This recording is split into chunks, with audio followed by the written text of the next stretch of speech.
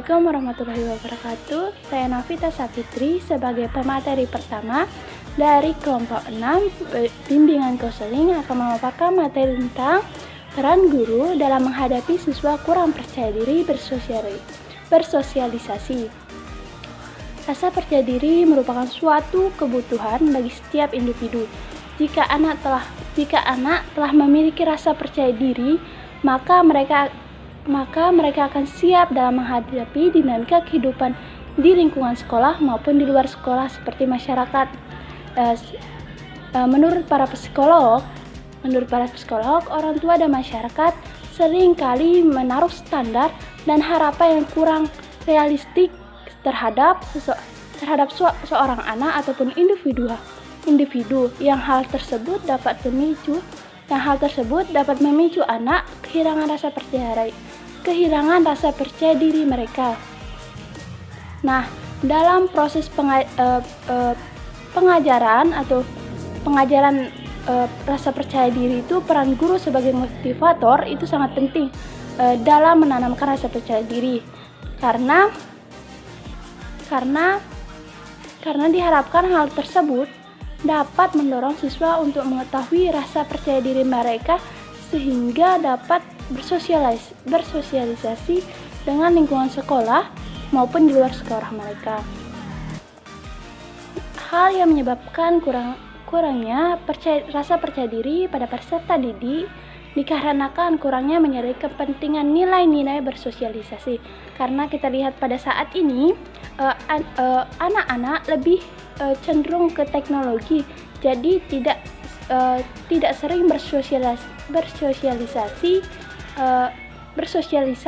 di orang-orang di sekitarnya.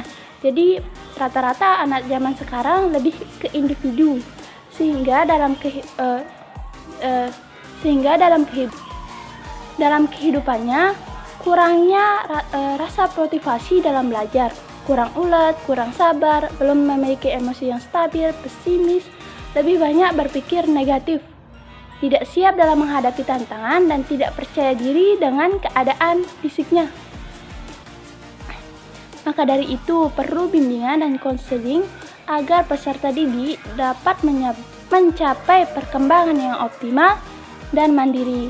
Untuk meningkatkan rasa percaya diri peserta didik meliputi hal-hal sebagai berikut. Pertama, memiliki pemahaman tentang berbagai nilai-nilai leluhur yang dipegang dalam kehidupan sehari-hari. Kedua, ada memiliki kematangan dan pengendalian emosi. Ketiga, memiliki motivasi dalam melakukan suatu kegiatan siswa, memiliki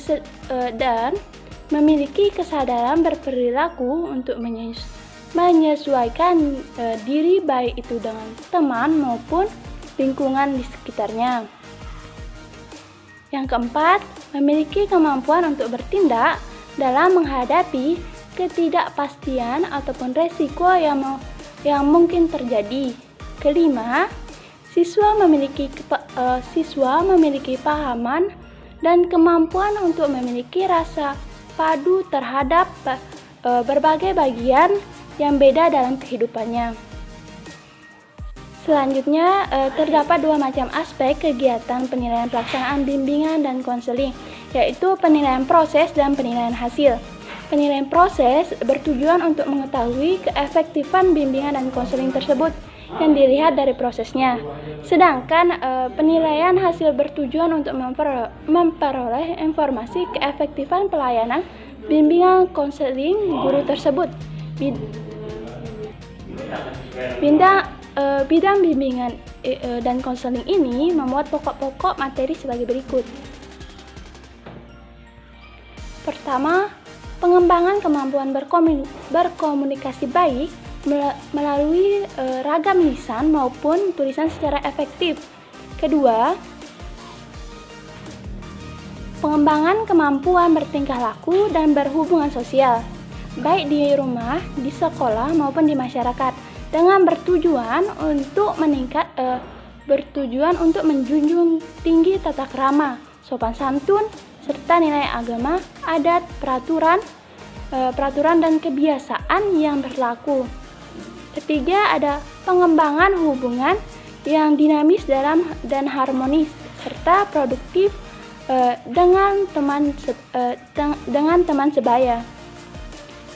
Keempat, pengalaman dan pemahaman peraturan dan tuntutan sekolah, rumah dan lingkungan serta kesadaran untuk melaksanakannya. Kelima,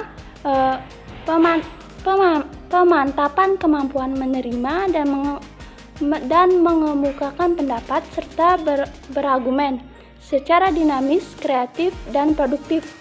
Keenam, ada orientasi tentang kehidupan berkeluarga. Dari penjelasan materi yang saya sampaikan tadi, kita dapat menyimpulkan bahwasanya siswa atau peserta didik yang kurang percaya diri dalam bersosialisasi membutuhkan peran guru maupun orang tua dalam membangun rasa percaya diri peserta didik tersebut. Seorang guru perlu memahami berbagai aspek kepercayaan diri karena setiap peserta didik mempunyai karakteristik dan sifat yang berbeda.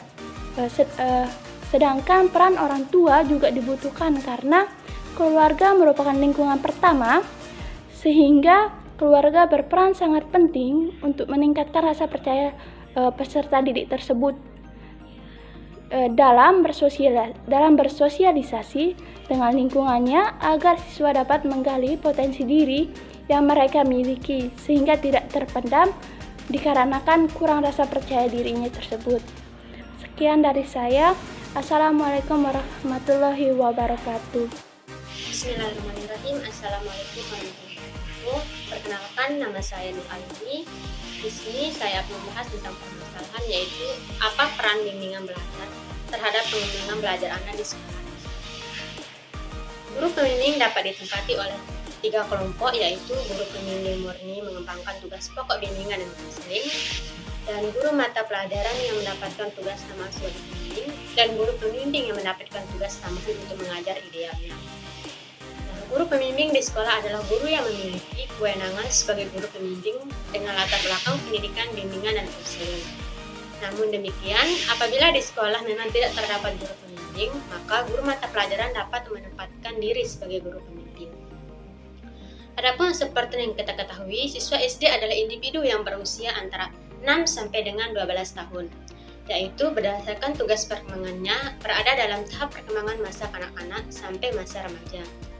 Awal dalam menghadapi masa perkembangan tersebut, siswa SD sebagai individu yang tumbuh dan berkembang pada masa kanak-kanak kadang-kadang menghadapi permasalahan dan menghadapi kesulitan, yaitu membuat mereka memerlukan bantuan dari orang lain.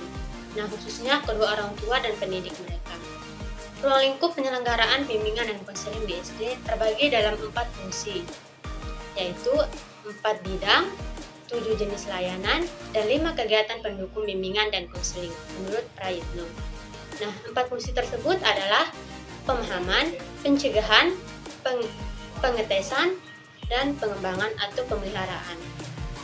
Nah, 4 bidang bimbingan meliputi bimbingan pribadi, sosial, belajar, dan karir. Adapun 7 layanan meliputi layanan orientasi, informasi, dan konseling kelompok. Sedangkan 5 kegiatan pendukung meliputi aplikasi instrumentasi, himpunan, data, konferensi kasus, kunjungan rumah, dan alih tangan kasus. Nah, dengan menempatkan tenaga konselor di SD, diharapkan beban guru dalam pembimbing siswanya dapat terbantu. Nah, pelayanan bimbingan dan konseling di SD juga diharapkan membantu siswa dalam menghadapi permasalahan dan menghadapi kesulitan. Membantu siswa yang mengalami permasalahan, baik permasalahan perkembangan maupun permasalahan pembelajaran siswa. Realitas di lapangan, khususnya di SD, menunjukkan bahwa peran guru kelas dalam pelaksanaan bimbing konseling belum dapat dilakukan secara optimal. Mengingat tugas dan tanggung jawab guru kelas yang syarat akan beban, sehingga tugas memberikan layanan bimbingan konseling kurang membawa dampak positif bagi pembimbing prestasi belajar siswa.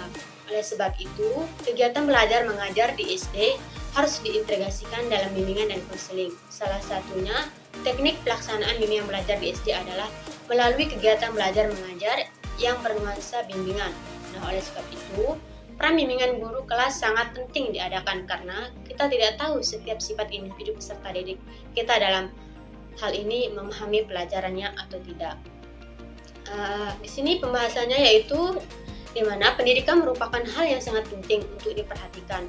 Maju tidaknya suatu negara tergantung pada tingkat pendidikan di negara tersebut. Nah, semua negara akan terus berusaha untuk memajukan pendidikannya. Untuk merealisasikan pendidikan yang berkualitas, maka sekolah harus menyiapkan atau menyediakan pendidik yang berkualitas sehingga dapat meningkatkan mutu pendidikan. Namun, kegiatan belajar dan mengajar bukanlah kegiatan yang berdiri sendiri, tetapi banyak hal yang secara langsung maupun tidak langsung memiliki keterkaitan dengan kegiatan belajar. Salah satunya adalah kegiatan bimbingan dan konseling. Layanan bimbingan dan konseling mempunyai peranan yang besar dalam membantu siswa untuk mengembang kepribadian bagi peran siswa di masa depan yang akan datang nanti. Salah satu peran yang bisa dilakukan oleh guru bimbingan dan konseling adalah menciptakan kegiatan belajar mengajar bernuansa bimbingan atau konseling. Adapun prinsip-prinsip kegiatan belajar mengajar bernuansa bimbingan yang harus diperhatikan antara lain adalah sebagai berikut. Nah, yang pertama, menciptakan iklim kelas yang bebas dari ketegangan dan menempatkan siswa sebagai subjek pengajarannya. Yang kedua, menerima dan memperlakukan siswa sebagai individu yang memiliki harga diri dan memahami kekurangan atau kelebihan serta permasalahannya. Yang ketiga, mempersiapkan dan menyelenggarakan kegiatan belajar mengajar sesuai dengan kebutuhan dan kemampuan siswa tersebut. Yang keempat, membina hubungan yang dekat dengan semua siswa. Dan yang kelima, memahami setiap permasalahan dan hambatan siswa dalam mempelajari materi pada tiap-tiap bidang studinya. Yang keenam, memberikan bantuan dan dengan segera pada siswa yang mengalami hambatan belajar. Yang ketujuh, membimbing siswa agar mengembangkan kebiasaan belajar yang baik sehingga memberikan umpan balik terhadap evaluasi belajar siswa tersebut. Dan yang kedelapan, menggunakan pendekatan pelajaran FICAM atau melibatkan berbagai pihak, wali kelas, guru, mata pelajaran, kepala sekolah, dan orang tua itu sendiri dalam proses pendidikan dan pelajaran secara utuh. Jadi, kesimpulan dari pembahasan saya di sini adalah pada dasarnya kegiatan bimbingan dan konseling untuk anak-anak memiliki tujuan agar siswa dapat mengubah perilaku yang dapat memunculkan dampak negatif, misalnya malas belajar, tidak disiplin, sering membolos, yang berdampak pada prestasi belajar. Maka dengan demikian, tujuan layanan bimbingan dan konseling belajar SD adalah membantu siswa mengembangkan kebiasaan belajar yang tak sehingga dapat mengikuti pelajaran dan menguasai materi pelajaran dengan baik. Mungkin sekian pembahasan permasalahan materi dari saya. Terima kasih. Wassalamualaikum warahmatullahi wabarakatuh. Assalamualaikum warahmatullahi wabarakatuh. Perkenalkan, nama saya Nur Ikhwani, NIM E1E021124. Saya sebagai pemateri ketiga akan membawakan rumusan masalah yang berjudul upaya yang dapat dilakukan guru kelas merangkap guru pembimbing untuk menurunkan kasus bullying di sekolah. Bullying adalah situasi di mana seseorang yang kuat, baik secara fisik maupun mental, menekan, memojokkan, melecehkan, dan menyakiti seseorang yang lemah dengan sengaja dan secara berulang-ulang untuk menunjukkan kekuasaannya. Dalam hal ini, sang korban tidak merasa mampu membela atau mempertahankan dirinya sendiri karena lemah secara fisik maupun mental. Masa usia anak sekolahan sangat rentan terhadap bullying karena anak baru mulai dituntun untuk keluar dari lingkungan keluarga untuk bergaul dengan teman-teman sebayanya di sekolah. Menurut Rohman dan Soba dalam Wahid et al. 2019 menyatakan bahwa perilaku agresif yang dilakukan anak akan melibatkan kesenjangan kekuasaan dengan harapan supaya anak lainnya takut dan tersinggung. Semua itu terjadi karena adanya ketidaksamaan dari segi penampilan, agama, ras, budaya, orientasi seksual, maupun jati diri gender dari orang lain. Jenis bullying sendiri ada 4, yaitu yang pertama adalah bullying fisik, yang kedua bullying mental, yang ketiga bullying relasional, dan yang keempat adalah cyberbullying. Yang pertama adalah bullying dalam bentuk fisik. Bullying bentuk fisik ini paling tampak dan paling mudah untuk diidentifikasi daripada jenis-jenis bullying lainnya. Jenis penindasan secara fisik ini yaitu segala bentuk kekerasan fisik serta merusak dan menghancurkan maupun barang-barang lain dari milik anak yang tertindas. Yang kedua adalah bullying verbal atau mental. Kekerasan dalam bentuk verbal ini sangat sulit atau bahkan tidak terdeteksi sama sekali, apalagi terjadi di dalam lingkup pertemanan. Penindasan secara verbal yaitu berupa lontaran atau rangkaian kata-kata yang membuat korban merasa tidak nyaman dan terancam. Bentuk bullying yang ketiga adalah bullying relasional. Jenis bullying ini sulit terdeteksi dari luar. Bentuk bullying ini dilakukan dengan pelemahan harga diri dari seseorang secara sistematis melalui pengabaian, pengucilan, atau penghindaran. Perilaku ini dapat mencakup sikap-sikap tersembunyi seperti cibiran, tawa mengejek, maupun bahasa tubuh yang kasar, dan lain-lain. Yang keempat adalah cyberbullying.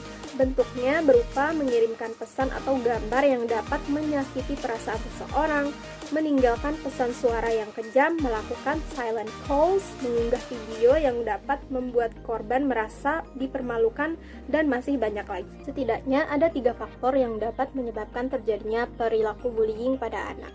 Yang pertama adalah lingkungan keluarga. Lingkungan keluarga yang tidak harmonis dapat menyebabkan seseorang mempunyai perilaku bullying. Adapun keadaan di lingkungan keluarga yang dapat menyebabkan anak berperilaku bullying, diantaranya adalah lingkungan emosional yang kaku dan beku, dengan tidak adanya rasa saling memperhatikan dan kurangnya pemberian kasih sayang di antara anggota keluarga, pola asuh yang salah, tidak adanya aturan yang dapat membatasi perilaku antara anggota keluarga, dapat menyebabkan adanya perilaku bullying pada anak. Dan masih banyak lagi keadaan di lingkungan keluarga yang dapat menyebabkan terjadinya perilaku bullying pada anak. Faktor yang kedua adalah teman sebaya.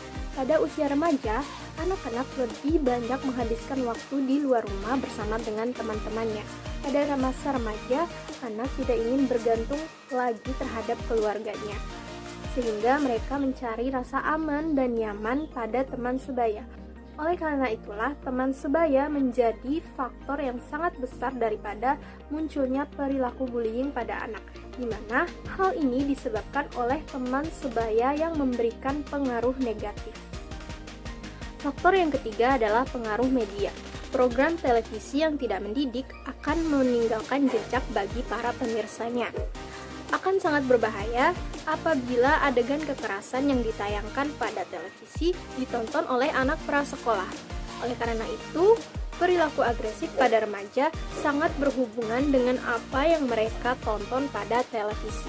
Televisi memiliki peranan yang sangat penting dalam membentuk sikap serta perilaku maupun pola berpikir daripada anak-anak yang menontonnya.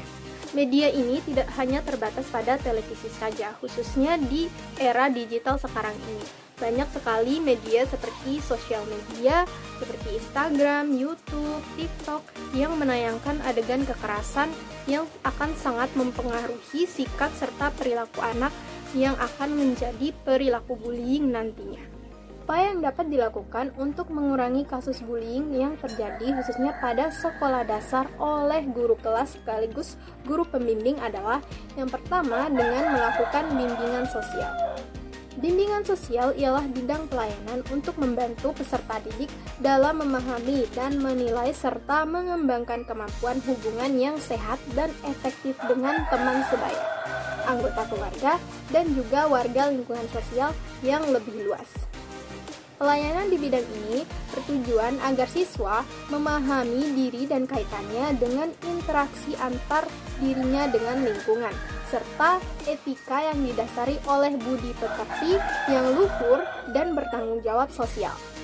Nah, nantinya diharapkan siswa tersebut dapat memenuhi dan mengikuti poin-poin yang ada pada pokok-pokok bimbingan sosial.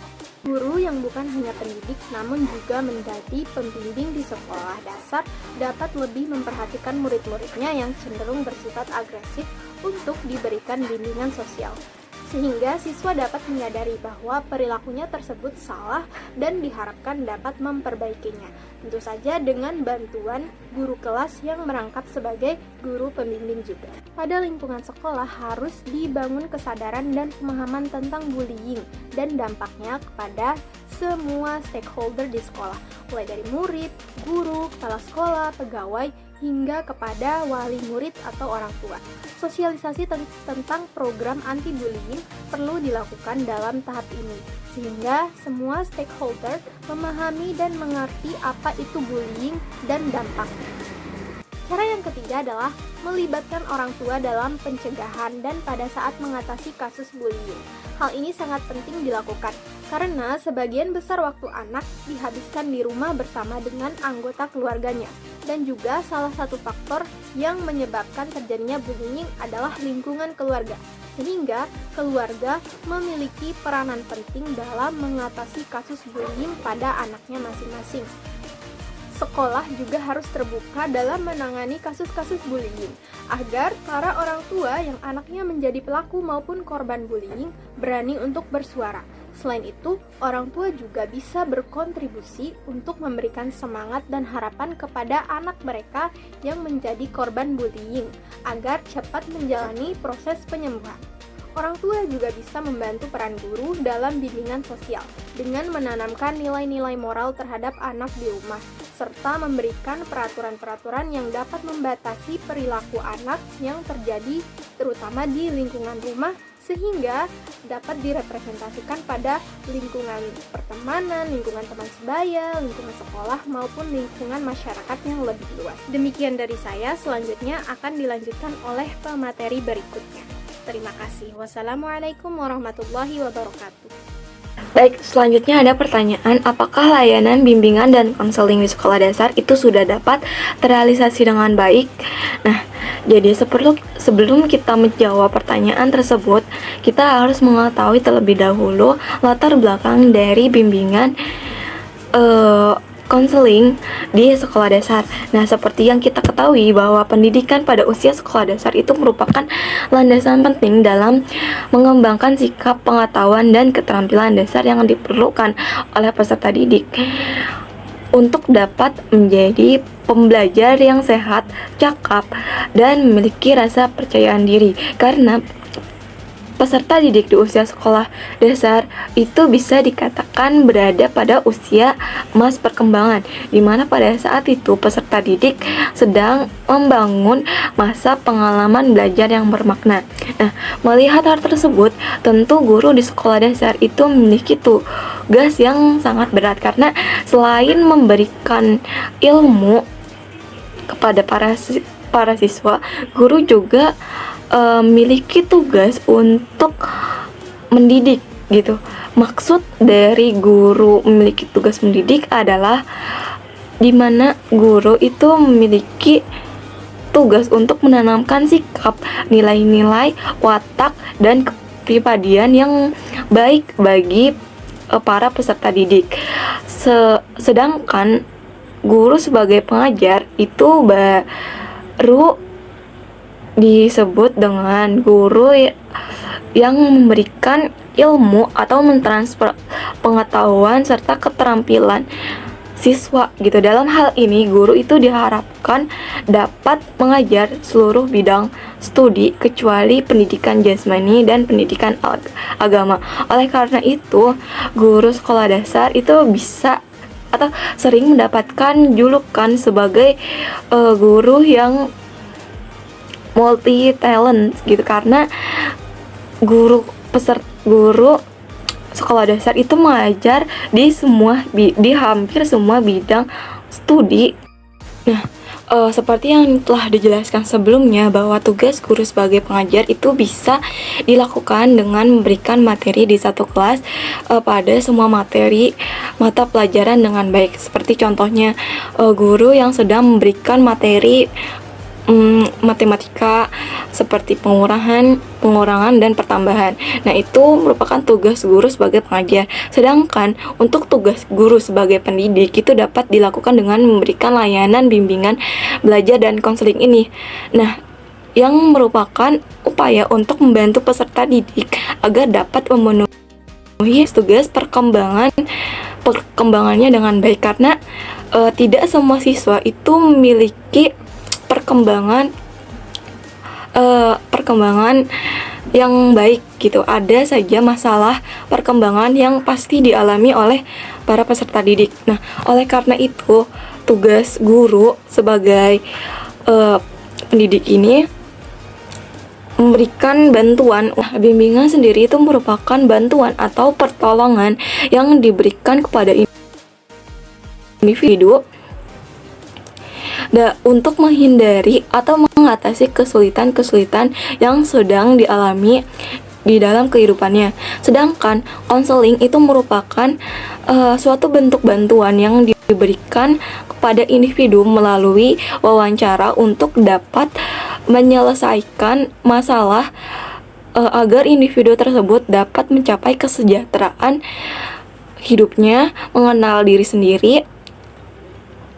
lengkap dengan segala kemampuan yang dimilikinya gitu. Dalam lingkup pendidikan, khususnya pada jenjang sekolah dasar, bimbingan itu dibutuhkan karena setiap siswa pada dasarnya memiliki perbedaan antara satu sama lain. Nah, perbedaan ini menyangkut tentang kapasitas intelektual, keterampilan, motivasi, persepsi, sikap, kemampuan, minat, latar belakang, kehidupan, dan masih banyak lagi perbedaan yang pastinya dimiliki oleh setiap murid gitu. Disinilah peran dan fungsi serta tanggung jawab guru di sekolah dasar. Selain mengajar, juga perlu memperhatikan keragaman karakteristik perilaku murid sebagai dasar penentu jenis dan layanan dalam bimbingan belajar dan konseling, baik secara individu maupun secara kelompok. Hal tersebut itu sesuai dengan peraturan Permendiknas nomor 16 tahun 2009 pada bab 7 yang menyatakan bahwa kegiatan guru kelas salah satunya itu melaksanakan bimbingan dan konseling di kelas yang menjadi tanggung jawabnya. Hal ini juga sesuai dengan peraturan Dikbud nomor 101 tahun 2004 tentang penyelenggaraan program layanan bimbingan dan konseling di tingkat pendidikan dasar dan menengah, di mana guru diharapkan dapat memfasilitasi siswa agar dapat mengembangkan potensi yang dimiliki terkait dengan aspek fisik, emosi, intelektual, sosial, dan moral spiritual. Jadi dapat disimpulkan di sini bahwa peran guru sebagai pemberi layanan bimbingan dan konseling juga sama pentingnya dengan guru sebagai seorang pentransfer ilmu pengetahuan atau pengajar yang bersifat akademis. Nah, kepada peserta didik. Jadi, pemberian layanan bimbingan dan konseling untuk peserta didik sekolah dasar itu tidak bisa dipandang sebelah mata. Akan tetapi, pada kenyataannya, kebanyakan dari guru sekolah dasar itu hanya melaksanakan tugasnya sebagai pengajar, di mana guru hanya fokus pada pembelajaran tanpa memperhatikan kondisi siswanya, sehingga mengakibatkan guru mengalami kesulitan untuk membimbing dan mengkondisikan siswa. Nah, ini merupakan efek dari karakteristik siswa yang beragam. Karena seperti yang telah dijelaskan sebelumnya bahwa peserta didik itu pastinya memiliki kepribadian yang beragam. Dan sebisa mungkin guru sekolah dasar itu memperhatikan perbedaan karakteristik itu gitu, khususnya pada kegiatan belajar mengajar di kelas, karena itu juga akan berdampak pada kegiatan belajar saat di dalam kelas. Nah, contohnya adalah ketika guru yang sedang mengajar namun siswa yang ramai sendiri atau sulit diatur. Nah, hal-hal seperti itu pasti akan muncul dikarenakan berbagai faktor. Salah satunya dari kondisi psikologi siswa, di mana siswa yang kurang mendapatkan perhatian dari orang tua atau sedang memiliki masalah, sehingga seringkali ia mencari perhatian dengan melakukan berbagai tindakan di sekolah. Kondisi siswa yang kurang baik tersebut akan sangat mempengaruhi jalannya jalannya kegiatan belajar mengajar. Coba bandingkan ketika guru tersebut itu menanyakan baik-baik atau memperhatikan siswa yang sulit diatur itu, seperti menanyakan baik-baik kenapa dia tidak bisa diam, atau mengapa ia sangat sulit untuk diatur, mengapa ia mengganggu teman yang ketika sedang belajar. Dengan begitu akan terjadi komunikasi dua arah dan guru akan mengerti mengapa siswa tersebut itu berlaku demikian gitu. Sehingga ketika guru mengetahui sumber masalah mengapa anak tersebut tidak bisa diam, maka guru tentunya akan mencoba untuk mencari solusi bagaimana siswa tersebut itu kembali belajar seperti anak didik pada umumnya. Jadi mungkin berhasil atau tidaknya layanan bimbingan konseling yang diterapkan oleh seorang guru itu bisa dilihat dari bagaimana kondisi kelasnya saat pembelajaran sedang berlangsung. Karena bisa saja guru tersebut itu mengaku bahwa ia telah menerapkan layanan bimbingan dan konseling dengan baik kepada setiap muridnya, namun ketika kita melihat kondisi kelasnya saat guru tersebut sedang mengajar terlihat sangat tidak kondusif, seperti banyak peserta didik yang berlarian, karena mungkin guru tersebut itu hanya menerapkan satu metode belajar untuk seluruh peserta didiknya, sedangkan setiap siswa itu memiliki keunikan dan gaya belajarnya masing-masing gitu. Dan ini menjadi salah satu bukti bahwa guru tersebut belum menerapkan bimbingan dan konseling dengan baik untuk peserta didiknya, dan ini tidak terjadi di satu atau dua sekolah di tingkat sekolah dasar. Ada banyak sekolah dasar yang mungkin kelasnya atau kegiatan kelasnya itu berjalan sangat tidak kondusif gitu. Mungkin ini salah satu penyebab dari mereka yang tidak menerapkan layanan dan konseling kepada para siswanya. Assalamualaikum warahmatullahi wabarakatuh. Perkenalkan, nama saya Rul Sauda. Di sini saya akan membahas materi BK tentang apa yang menjadi kendala dalam masalah belajar pada proses bimbingan belajar di SD. Bimbingan belajar adalah proses bantuan yang diberikan kepada individu agar dapat mengatasi masalah-masalah yang dihadapi dalam belajar, sehingga setelah menuju proses perubahan dalam belajar, mereka dapat mencapai hasil belajar yang optimal. Bimbingan belajar adalah bimbingan yang diarahkan untuk membantu para individu dalam menghadapi suasana belajar, mengajar yang kondusif agar terhindar dari kesulitan belajar. Para pembimbing membantu individu mengatasi kesulitan belajar, mengembangkan cara belajar yang efektif, membantu individu agar sukses dalam belajar dan agar mampu menyesuaikan diri terhadap semua tuntutan program atau pendidikan. Dalam bimbingan belajar, pembimbing berupaya memfasilitasi individu dalam mencapai tujuan akademik yang diharapkan. Jadi pembahasannya adalah setiap peserta didik dalam kehidupannya baik sebagai pribadi maupun sebagai anggota masyarakat memiliki masalah. Masalah peserta didik di sekolah ada yang disebabkan oleh kondisi dalam diri peserta didik sendiri dan ada yang disebabkan oleh kondisi dari luar diri peserta didik. Oleh karena itu, beberapa aspek-aspek masalah yang memerlukan bimbingan belajar adalah sebagai berikut. Yang pertama, keterlambatan akademik, yaitu keadaan di mana peserta didik yang diperkirakan memiliki inteligensi yang cukup tinggi tetapi tidak dapat memanfaatkan secara optimal. Yang ketiga, sangat lambat dalam belajar, yaitu keadaan di mana anak memiliki bakat akademik yang kurang memadai dan perlu mempertimbangkan untuk mendapatkan pendidikan. Yang keempat, kurangnya motivasi dalam belajar, yaitu keadaan di mana anak yang kurang bersemangat dalam belajar dan masalah belajar. Yang kelima, bersikap dan berkebiasaan buruk dalam belajar, yaitu keadaan di mana peserta didik yang suka menunda tugas-tugas yang diberikan oleh guru, tidak mau bertanya untuk hal-hal yang tidak diketahuinya dan sebagainya. Yang pertama, faktor alat didik, antara lain berhubungan dengan kesehatan siswa seperti keadaan fisik yang kurang menunjang dan kesehatan psikis yang kurang baik. Selain itu, faktor lain termasuk di dalamnya ialah emosional yang kurang stabil, tidak ada motivasi belajar, minat siswa terhadap mata pelajaran tertentu, sikap dan bakat siswa dalam mengikuti pembelajaran, dan lain-lain.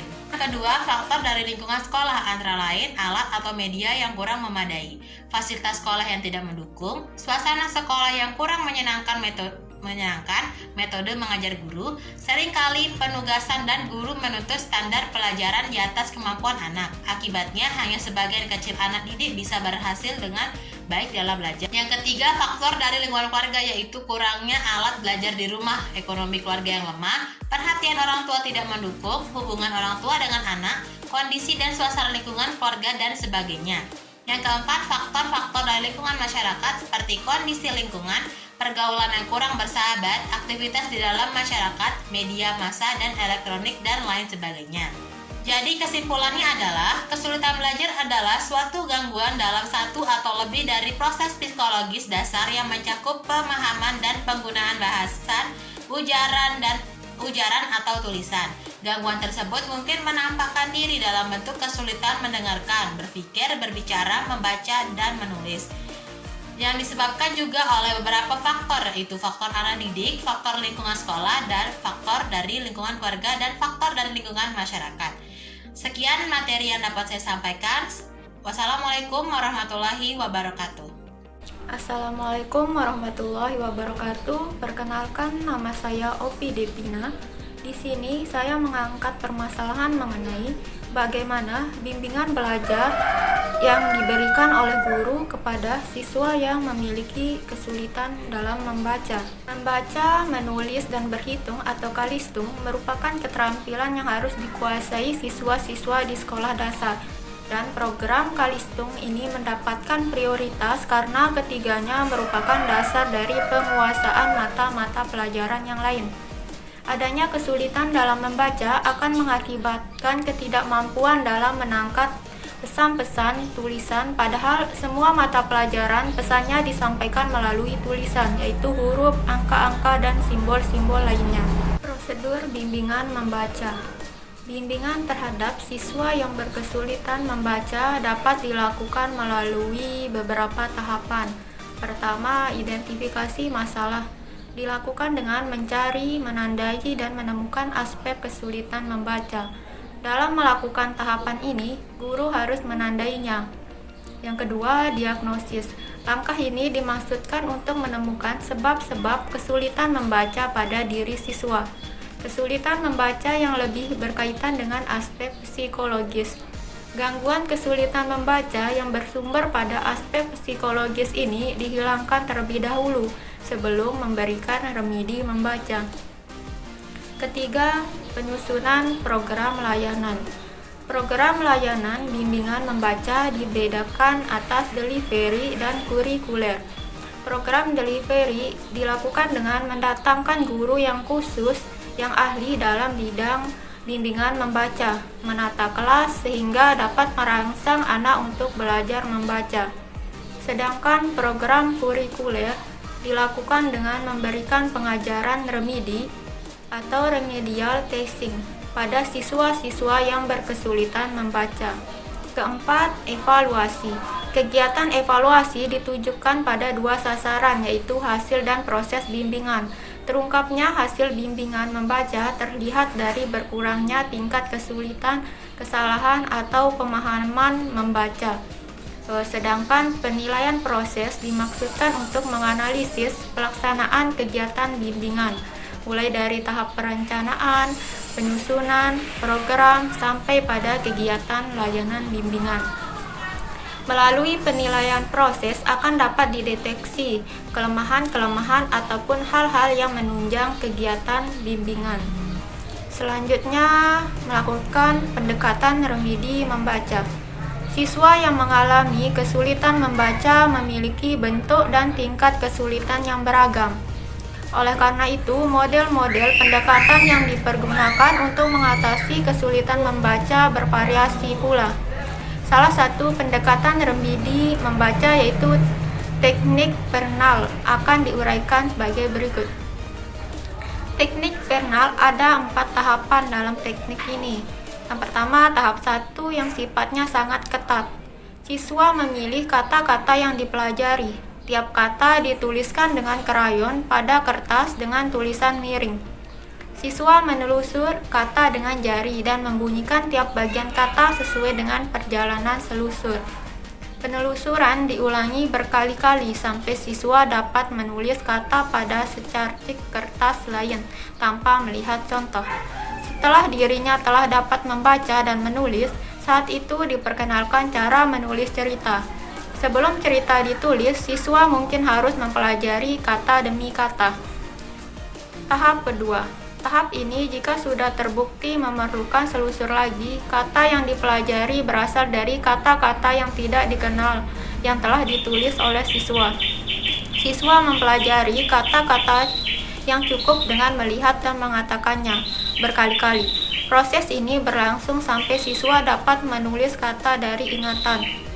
Tahap ketiga, pada tahap ini siswa mempelajari kata dengan melihat dan mengucapkannya. Mereka boleh membaca yang mereka kehendaki, kata yang belum mereka ketahui diberitahu. Tahap ini siswa mempelajarinya langsung dari buku bacaan. Tahap keempat, siswa diharapkan mengenal kembali kata-kata baru dan memahaminya dari keseluruhan kata atau bagian-bagian dari kata. Fase ini siswa didorong sampai kepada satu paragraf untuk memperjelas makna dari kata-kata yang belum dikenal sebelum mulai membaca. Jadi kesimpulannya adalah sesuai dengan jenjang kelas dan program pengajaran membaca, jenis kesulitan membacanya tergolong pada kesulitan membaca lagi. Bentuk-bentuk kesalahan dan kesulitan membaca meliputi penggantian dan penghilangan huruf, suku kata, pemahaman tanda baca, dan memahami isi kalimat atau bacaan. Akibat dari kesulitan belajar membaca adalah mengalami prestasi belajar rendah yang memerlukan layanan bimbingan belajar membaca. Sekian dari saya. Wassalamualaikum warahmatullahi wabarakatuh.